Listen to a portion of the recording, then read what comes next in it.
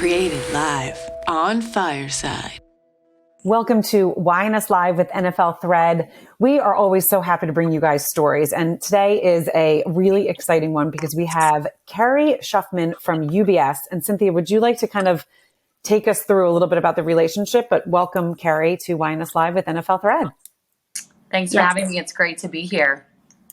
We're so glad to have you, Carey, because our relationship has gone for over 6 years now, which is crazy when you think about it. We met the first time when we were having the Own Your Worth workshop with UBS in Nashville, which we had so much fun there at the draft, at the NFL draft there. And we continued on. We went to Nashville. We went to Philadelphia, Miami, Atlanta, Chicago. Oh, yeah. We did 2 events in one weekend. I look back on that sometimes.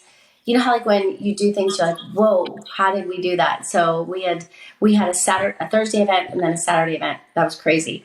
Yeah, I just appreciate you because when you get in front of the NFL women and you share your own personal story of how you came across understanding the importance of saving and finance, and then you make them understand that importance for themselves. And it is Own Your Worth means so much. It says so much. So I thank you for being here so we can talk more about everything that we do. Well, thank you so much. And that means a lot, both to me personally, professionally, to us at UBS, to our women's segment. You've been terrific partners, and it's been so great to share the Own Your Worth message with all the incredible women of NFL Thread. Yeah. So Carey, you're the head of women's strategic segment at UBS, right? With Client Strategies Office. You've held that now for how many years, and how did you kind of grow into that position? Yeah. So it's been almost 6 years this summer that I've been in this role, which is crazy. 6 years flies by. I've been at UBS for almost a dozen years. It's a wonderful place to work. And really what happened was 6-7 years ago, as we were thinking as a firm strategically about how can we really meet our clients where they are? How can we address the unique needs that our clients have, that people have when it comes to their financial lives? What does that look like? And how can we do that in the best way that also addresses demographic changes, the growth that we're seeing in certain demographics. And so the decision was made to build out these strategic client segments, including our women's segment, given that women control and are on track to control more wealth than ever before in the US and around the world, which frankly, I think is overdue. And we saw tremendous opportunity to help women navigate their financial lives, prepare for their financial futures. And we really saw an opportunity to make sure that women are in a place where they can own their worth, as we like to say, around this tremendous opportunity that they have around their wealth, while also recognizing certain demographic trends. The fact that women tend to live longer than men, on average about 5 years. Divorce rates in the US still continue to hover at about slightly below 50%. Many women are choosing not to get married, to remain single. And so all of these trends are sort of conspiring to the fact that many women are in a position where they have to manage their finances on their own, coupled with that changing face, that changing female face of wealth. It became very clear to us that there was a real need to focus on this space and really help women as they navigated their financial journeys. To me, it's so exciting. And, while we were trying to figure things out before, Juliet admitted that when it comes to finances, she's like, Dan does all that. And, no. And I feel like when you started, I remember you giving us the statistics about that very fact, that so many women do put that in the hands, no matter how, no matter what they do, no matter how successful they are. Even the CEOs of companies are feeling the same way. But do you feel like that since you started your study and since those initial stats, has that changed over the last 6 years? Yeah, it's a great question. And I think, Juliet, I hear that a lot. That's really what our research has uncovered. And so much of what we do, our goal is to bring more women to the financial table.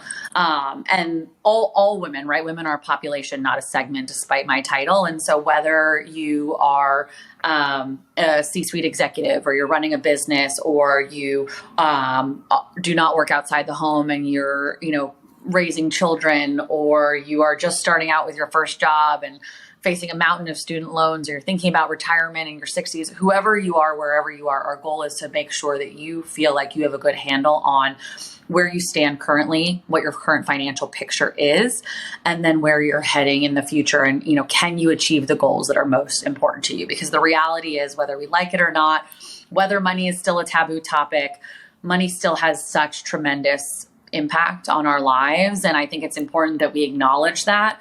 And that we look at as a positive, as an opportunity, right? If we can take a more active role in understanding, what's coming in, what's going out, our income, our spending, our financial planning for the future, then we can be in a better place to achieve the goals that we have for ourselves, our loved ones, our communities, the world around us. So that's sort of the importance of it. And I think that's really what we talk about for women who are engaged, or maybe who are looking to become more engaged. And so to answer your question, Cynthia, I think, our initial Own Your Worth research 6 years ago showed that about half of women in heterosexual couples and about 40% of women in same-sex couples told us that they were not engaged in the long-term financial decisions within their households, and that they deferred those decisions to a partner or spouse.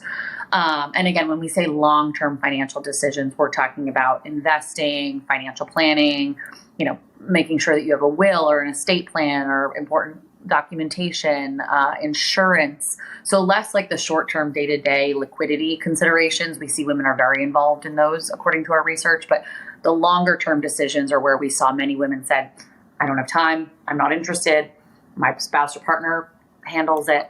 And that's really been what we've been trying to change. And I think that we're seeing a positive shift to answer that question, honestly, because of the events of the last few years. Yeah. And I would love to jump in, because when I was reading the article, the Own Your Worth, and then also the segment that was out in the playbook this year, it's funny because I have never been good at math. And it was like, as I was reading it, math as a young girl, it was like, oh, you're not good at it, you're not going to be taught it.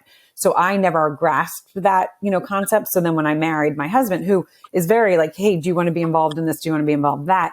And as I was reading the article, and it was so true, I'm like, no, you got this, because I have this part of the family. And then I did choose to stay home, and then I started my own business. So it's kind of gone full circle. But I still, because I didn't have that confidence with money, I've never been good with money, been good with numbers, because it wasn't something that resonated with me when I was young, that I always was just like, okay. So I love that you guys are kind of changing that narrative and really bringing it out and talking, because when Cynthia said we were doing this and I was reading that, I was like, I'm one of those women. I literally am like, honey, you got this. So I think it's so important.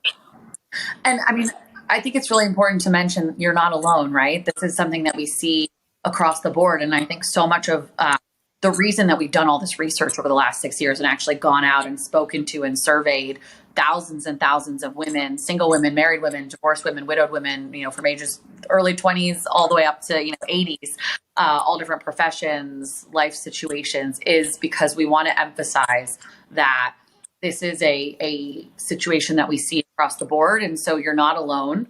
There's nothing to be embarrassed about, but how can we try to get you more engaged, get you more involved? And I think some of that stuff starts so early on. We look at statistics around girls and boys in STEM, or we look at financial confidence rates. And it's really important. And I always say this, this is not a competence issue whatsoever between the genders. In fact, actually, financial literacy scores between women and men are relatively equal. And there's a lot of research, I'm pleased to say, that shows that women actually outperform men in long-term investing. And yet there's this confidence gap that we continue to see that I think often prevents many women from feeling like they can have a seat at the table. So twice as many men through our research told us that they're confident in investing compared to women. And 70% of the women that we surveyed in our research said that they believe that women as a whole overestimate what's required to be financially engaged. So this is certainly a prolific problem, and we're really trying to change the narrative and emphasize you don't have to be an expert. You don't have to, know how to calculate a bond yield or watch, finance shows on TV every day to be able to say what's most important to me, to my family, and how is our financial situation going to help achieve that or alleviate the concerns that we have. And that's really what it's all about. Oh, Cynthia, I think you're on mute. Yeah, I feel it's so important to me. First of all, I sometimes think it's women just being respectful too. It's almost like saying, "Hey, I'm going to grill today. Got it?" And then it's like, "Wait. I do the grilling." So I feel like you also try to be respectful. But what I want to talk about is the fact that for the NFL community, I look at the idea that you can start saving when you're young, and at some point in your life, because you started saving when you were young, you have the opportunity to impact your family. That you have the opportunity to help your husband when he's going through a transition, when he's trying to figure out what he wants to do. You have the opportunity to help your children go through school. That you can create long-lasting legacy for your family. And I think there's nothing more powerful than that. And when we had one of the workshops in Philadelphia, I think it was, where we did the math and we just showed on the smallest scale what you could save, it freaked everybody out. Because Juliet, you wouldn't believe this. It was like, if you take the money that you spend on a latte every day, every morning, and you save it, it's about $1,800 a year. And if you take that $1,800 a year and invest it, over 10 years, it's up in the 80-something thousand. I remember we made a big check and presented it. And at 20, it's like 3 times the amount. And so the women were like, what? Because what we were thinking was, what if you took $10,000 and just invested it, and just watched it grow? And I'm sorry if I'm rambling, but to me, this information is so important for this NFL community. I'll never forget when Wale, who's a former player, and Carey came and stood before the group, and he shared that he explained to his family, listen, let me get situated so I can help you with the money that I grow and not the money that I earn. If I help you with the money that I earn, we're all going to be like in a bad situation. We're all going to be broke. Let's just work on what we earn with that money. We grow, not earn. And everybody's just like, it made so much sense. It was like this light bulb went off. So like, as the gatekeeper in the NFL, I love sharing this information with this, NFL family, because it can start today. You can start saving right now. Yeah, I absolutely agree. And I think the importance of saving, of having an emergency fund, of having that plan in place. It doesn't have to be, you don't have to start with a full comprehensive financial plan that takes you from now to 50 years from now. It's more like, what are we trying to accomplish in the next year? What do we have coming in? How much of that do we want to save? What are the expenses that we have to pay for, right? So kind of looking at that cash flow full picture. So what's coming in versus what's going out. And then finding the opportunities to save, to build that emergency fund, to invest some of those savings. And of course, and I have to say this, investments, there are risks with investments. You can't guarantee any type of, return by any means. But over time, historically, we have seen that, if you invest money, it will grow over time. Of course, subject to market conditions, but investing is a really great way to potentially grow your wealth. And so is saving, of course, and having that is I think a really important thing. And we actually often talk about, and Wale talks about this a lot, the concept of needs, wants, and wishes as you think about your financial life. And I think that's a great kind of thing to think about. So 50% of your spending should go to your needs, right? What do you actually need to survive as a person, as a family? Food, shelter, transportation, clothing, to get to, and, to bring, where to work or to wear around, not maybe like shopping, clothing, but just the basic needs. 50% of that should go. And then 30% should go to wants. So for example, if you want to buy that latte every day and you are, budgeting for it, you absolutely should. If it brings you joy, it's your, caffeine in the morning, that's fine. But to understand, what are the trade-offs, right? And then that last 20% can be your wishes. Maybe it's a family vacation, or, thinking about saving up for that dream home, or buying a new car that you don't really need, but it would be really nice to have. So we love to think of that 50, 30, 20 needs, wants, wishes rule as a great thing to think about. And then the last thing I'd say, when we think about budgets, everyone often thinks of a budget and they associate it with limitation. I like to think of a budget as an opportunity. If you can stay on budget, it means you're affording those needs, wants, and potentially wishes that are important to you. It means you're saving and building that nest egg, building that foundation that can then grow over time. So to me, following a budget, developing a budget, it's really all about the opportunity ahead of you as opposed to limiting yourself in any way. That's great. Cynthia, can I ask, I just would love to know, like, Carey, why did you get into finance? Can you give us a little bit of like your path of how you landed where you are? Sure. Yeah, absolutely. So I was always interested generally. I didn't even think I fully understood the markets per se, but I was always interested in like how the world worked, like, how, okay, you go to a store and you buy groceries. Where does that money come from? How does it work? Like, how do the groceries get to the store? Like, you go on a vacation. How does that get paid for? All of those things I was always really fascinated by. And I didn't really know what I wanted to do when I got to college. And so I figured, all right, I'm just going to pick a practical degree, and economics seemed practical. It seemed like a good way of understanding how, the world works, how society works. And I really enjoyed it, and started at UBS almost 12 years ago, and really loved what I did. I think, working in the wealth management industry, it's such a people business. We get to actually help people plan for their futures, achieve their goals, whether that's, buying that dream home or putting kids or grandchildren through college or giving back to the causes or the charities that are most important to you, retiring at a certain age. That I just found that really rewarding. And I also really I feel like there's so much opportunity in this business to change the way we do it, whether that means engaging with more women, engaging with people of color, engaging with underrepresented communities, and really trying to share like the Own Your Worth message, really around trying to get more people at the financial table, because financial well-being and overall well-being are inextricably linked. And so I see tremendous opportunity to really try to affect positive change through the conversation around financial well-being and financial participation, as we like to call it. I love that. So what, like, were your parents in the finance world? Like, as you were the curious kid? No. Okay. My mom's a teacher. My dad's a lawyer. They are always like, I don't really understand what you do.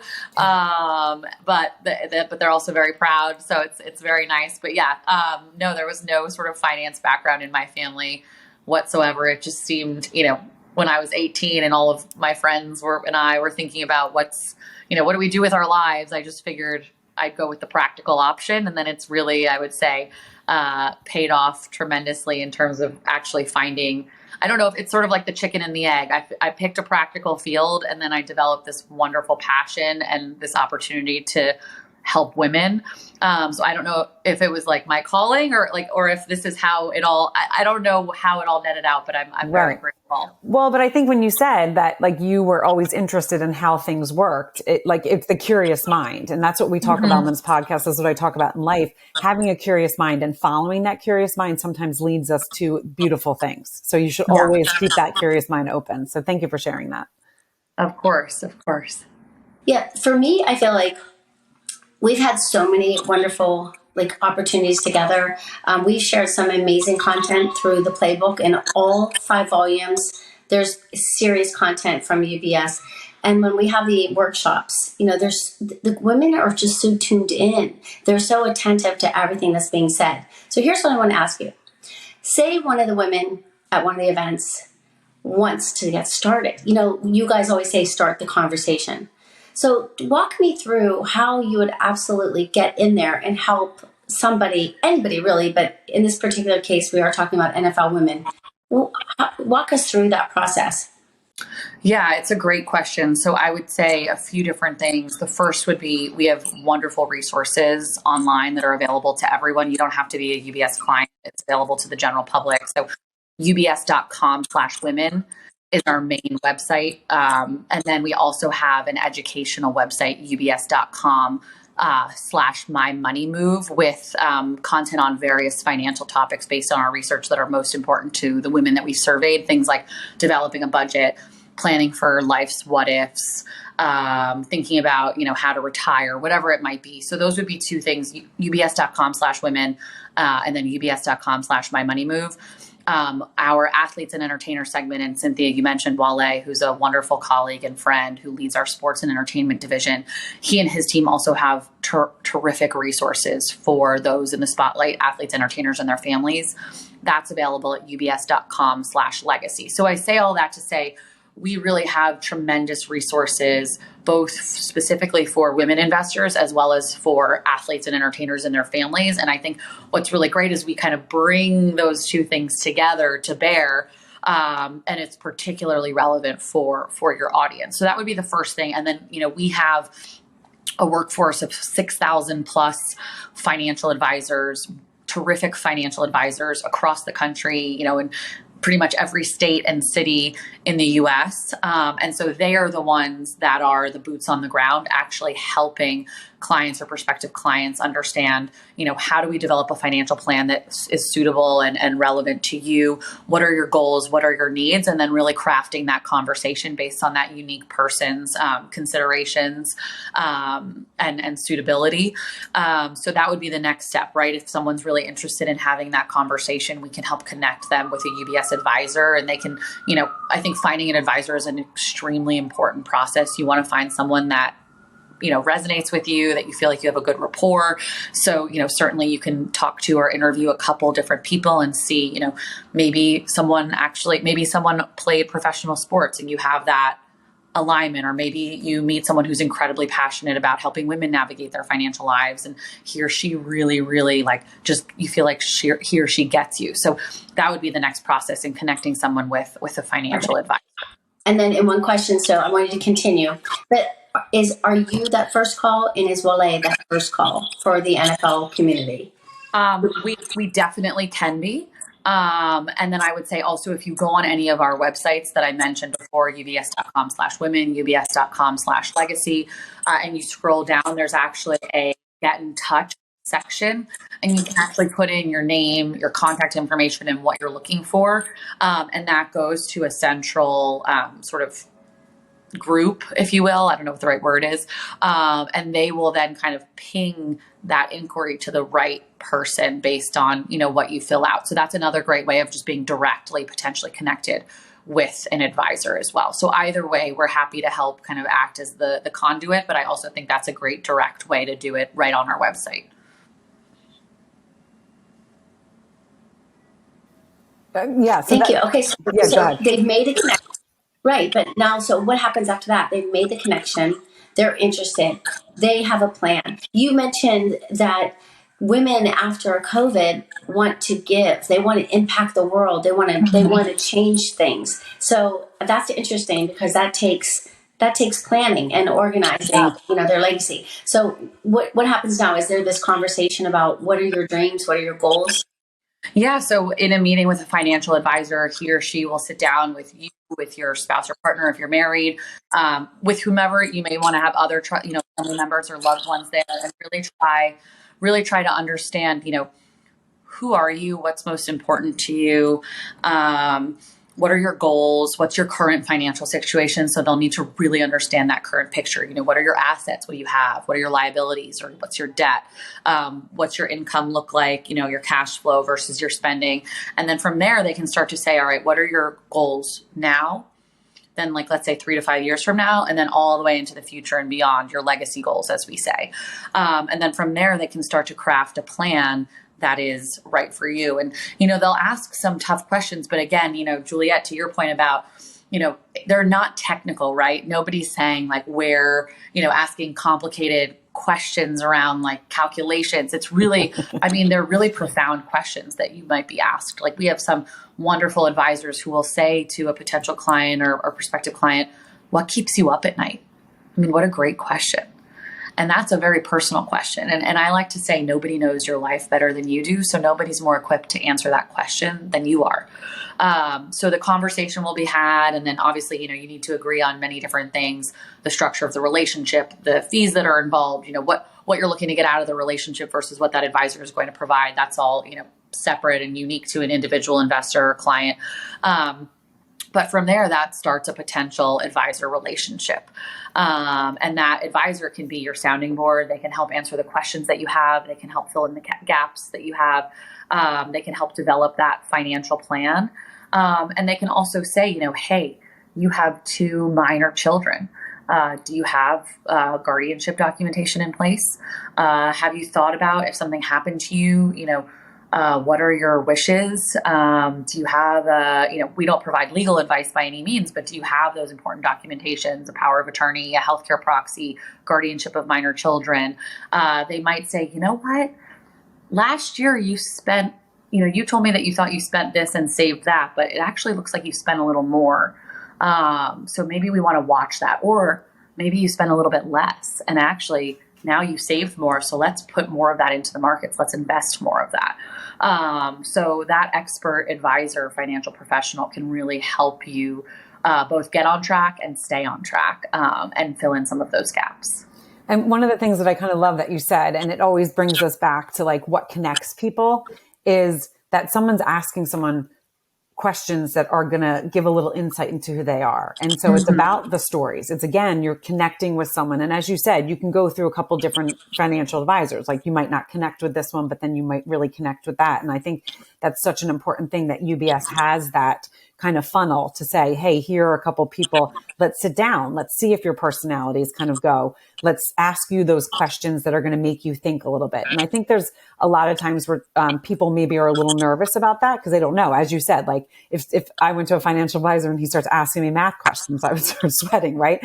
But knowing the process, which Cynthia asked you, I think is really, really helpful. And for the NFL community to think, as Cynthia said, they know, right? Their spouse is not going to be in the league forever. That money is going to stop at some point. So really setting themselves up early, which a lot of people don't like to think about. You don't like to think about the stuff that you have to do, but it's really important, especially when you're in the professional athletic world, to really set yourself up for that. So this relationship is such a beautiful one that where you guys can come in, really show your personality, say, here are the different things, here are the blocks.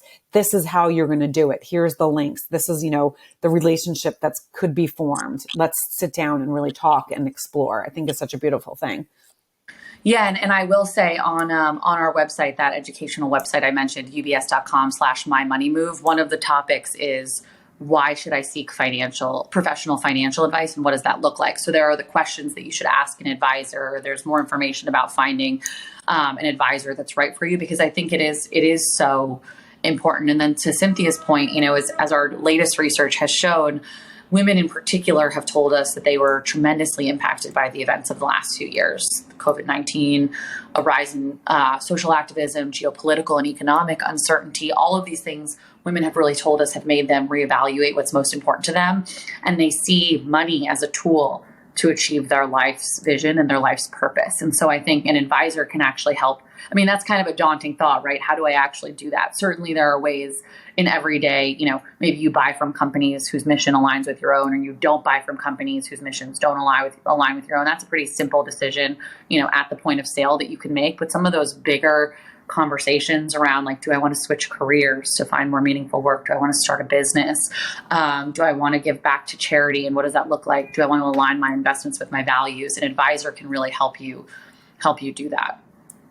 Yeah. And I think what you said is because it's really important. Like I totally give to charity. I do all these different things, and it's really important. If I didn't have my husband who was there being like, hey, like you got to think about it, right? Because I'm like, this person needs it, this person. And if you have a plan, even though some of us that love to live a little bit in the chaos, love to kind of live by the seat of our pants, to have a loose plan is always important, especially when it comes to your finances, because you never know when things can change. And if you don't have that, and I think a lot of times people also, NFL community or not, maybe are like, well, maybe I make this. Is that enough for a financial planner? They don't know to go there, right? But it really, as you guys said, it can start today, and it doesn't matter. You talk to someone, say, hey, this is what I'm making. This is what I want in the future. And it's really about planning for that future. So you might not be there yet, but a financial planner is going to be able to help you get to that and achieve that. And I think that's what's, is so important and such a good message to really be out there.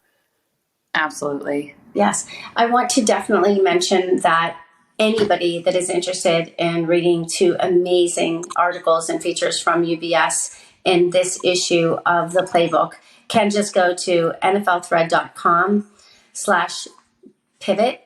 And there's a fantastic article that is The Next Stage that deals mostly with the sports and entertainment. And then there's also Women on Purpose. And I think, Carey, that there's so many, the facts there, the stats there, it's just incredible. And what people are doing and what women are doing and where women are heading, they're changing and growing in finance. And it's a beautiful thing to see. And I want everybody to read them. And they're probably also available on UBS.com, but it's really nice to see it in the playbook because it is kind of like targeted towards, this community. And so if anybody wants to, it's downloadable. You can read it right there online. So I appreciate you guys putting that content in the playbook, and I appreciate our relationship. I love that, that all of our guests at our events get to talk to you guys one-on-one. So it's been really beneficial for so many people just to have that good information in their heads, and hopefully it leads to them building their own legacies. Absolutely. Well, we've loved working with you, Cynthia, and the NFL Thread, and being a part of so many wonderful events over the years. And thank you for sharing important messages that we have with your community. Yes, absolutely. Oh, Juliet, I think you're on mute. I am on mute. I'm going to be the time cop. It's 2:20. So he looks cute on mute. You're cute on mute. Thank you. But so I know we want to wrap this up because, Carey, I know that you have to run for your meeting, but we just want to thank you, again, for joining YNS Live with NFL Thread, and being such a support to NFL Thread. And we look forward to seeing you at, future events. Wonderful. Thank you so much for having me.